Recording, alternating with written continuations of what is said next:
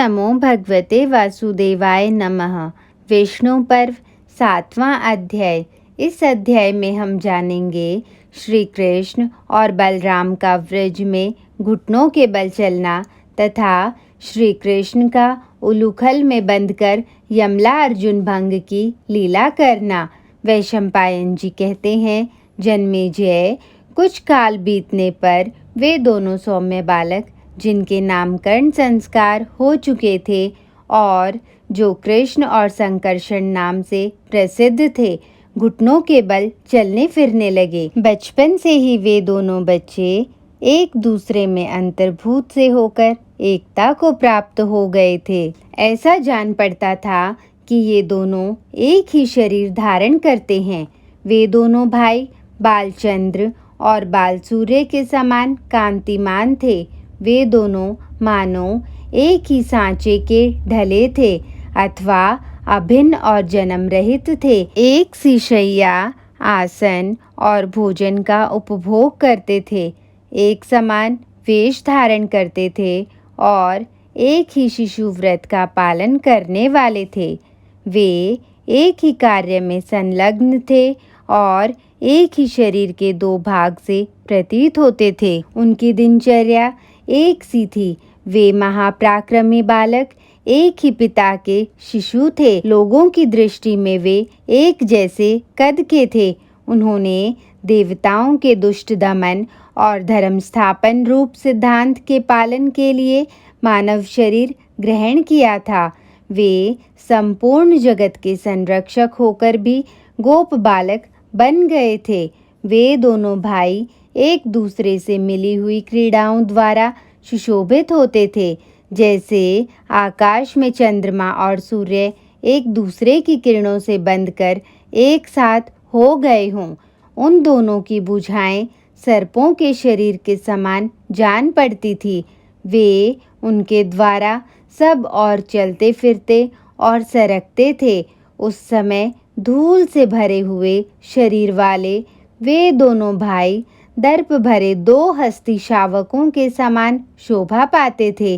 कहीं तो उनके दीप्तिमान अंगों में राख लिपट जाती और कहीं वे करसी अर्थात कंडों के चूर्ण से नहा उठते थे। वे वहां अग्नि के दो कुमार शाख और विशाख के समान सुशोभित होते हुए सब और दौड़ लगाते थे। कभी घिसे हुए घुटनों के बल सरकते हुए श्री कृष्ण बलराम बड़ी शोभा पाते थे। कभी वे बछड़ों के स्थानों में जाकर खेलने लगते और सारे अंगों तथा सिर के बालों में गोबर लपेट लेते थे। कांति रूपिणी श्री से सेवित होकर वे दोनों भाई अनुपम शोभा पाते और पिता को आनंद प्रदान करते थे। कभी कभी बाल स्वभाववश किसी किसी के विपरीत कार्य कर बैठते और जोर जोर से हंसने लगते थे। वे सदा क्रीड़ा कौतूहल में ही लगे रहते थे। उनके सिर के घुंघराले बाल नेत्रों पर लटक कर उन्हें व्याकुल एवं चंचल कर देते थे। उन दोनों के मुख चंद्रमा के समान सुंदर थे, अतः वे सुकुमार बालक बड़े सुहावने लगते थे। वे क्रीड़ा में ही आसक्त हो सारे व्रज में विचरते रहते थे। उन दोनों अत्यंत मत वाले बालकों को सर्वत्र जाते देखकर भी नंदगोप रोक नहीं पाते थे। तब एक दिन यशोदा मैया अत्यंत कुपित हो कमल नैन श्री कृष्ण को एक गाड़ी के पास ले जाकर बारंबार डांटने फटकारने लगी। इतना ही नहीं, उसने उनके पेट और कमर में रस्सी बांधकर उस रस्सी को ओखली में कस दिया और कहा, अब जा सको तो जाओ। इतना कहकर वह घर के काम धंधों में लग गई। यशोदा के कार्य में तत्पर होते ही लाला कन्हैया बाल लीला करता और व्रज के लोगों को विस्मय में डालता हुआ आंगन से निकला। वह ओखली को घसीटता हुआ वन की ओर चला। मार्ग में एक साथ उत्पन्न हुए दो अर्जुन के वृक्ष थे जो बहुत बड़े हो गए थे।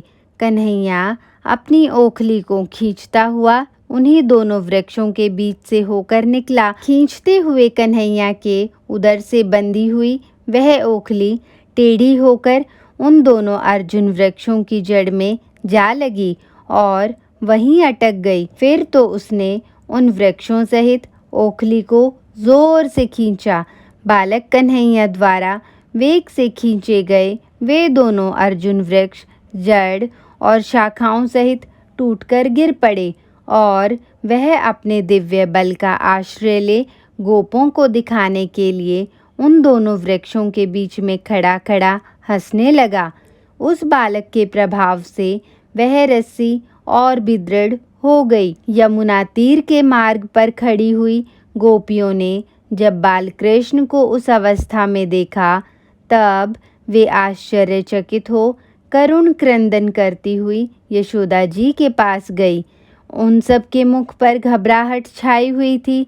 उन गोपांगनाओं ने यशोदा से कहा, यशोदा जी वेग से आओ, आओ, संभ्रम के कारण तुम विलंब क्यों करती हो? व्रज में वे जो दोनों अर्जुन वृक्ष थे जहाँ हमारी प्रत्येक याचना और मनोती सफल होती थी, वे दोनों वृक्ष तुम्हारे पुत्र के ऊपर गिर पड़े। जैसे बंधा हुआ बछड़ा हो उसी प्रकार उदर में मजबूत रस्सी से बंधा हुआ तुम्हारा वह बालक उन वृक्षों के बीच में खड़ा खड़ा हंस रहा था।